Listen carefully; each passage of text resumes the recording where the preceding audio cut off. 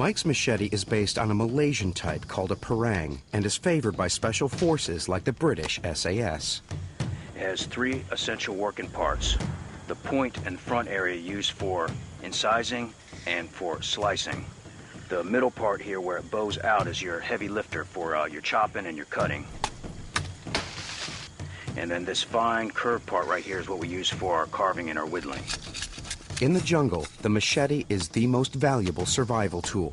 It's so useful Mike can survive with nothing else. No lighter, no water canteens, nothing. So far, I've had all the creature comforts at home for me. And tonight, just me and her. It's getting late, and without his hammock and mosquito net, Mike needs to think about a different bed for the night.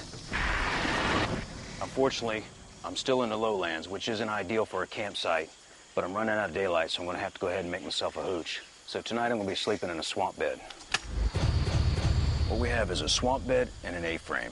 The swamp bed simply has 4 little tripods of about 2-foot-long sticks lashed together and then spread out. You can use jungle vine to tie your tripods together, but Mike uses his bootlaces.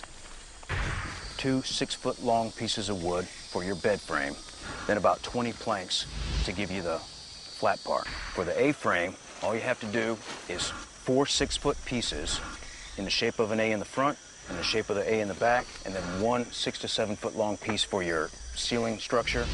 Lash them together with a simple knot, lay a bunch of palm fronds down for your roof, and you'll be ready to go. So far, I've had everything that I need to survive.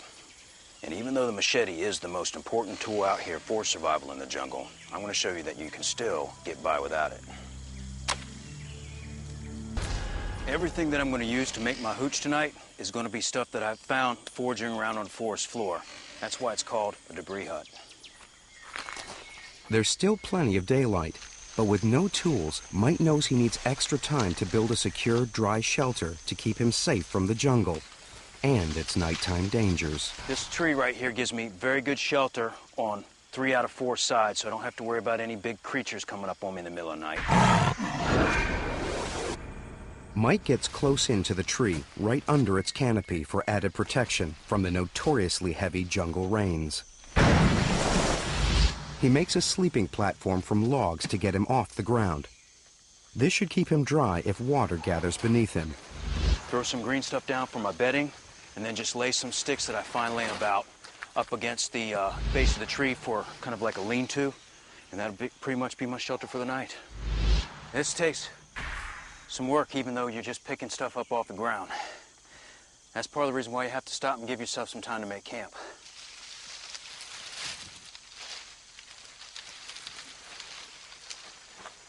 I'm in my next hooch, my debris hut, and it's looking pretty good from inside.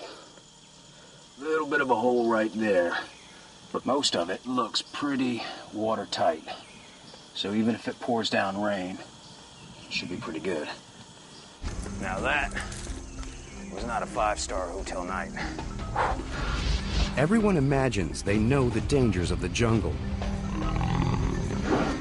But Mike knows that the real killers out here are smaller than you might think. It was mosquito heaven out here. So I had to stay covered up. Couldn't even take my boots off. And I had to sleep pretty much underneath my scarf just to be able to breathe. They were that thick. The bad thing about the mosquitoes isn't the miserable itch fest that they cause, it's all the diseases that they carry. I mean, they're a jaguar, anaconda, caiman, piranha. It'd be a sad thing to survive all that and just to die from some disease. The bottom line is, a tiny mosquito is more likely to kill you than any other creature in the rainforest.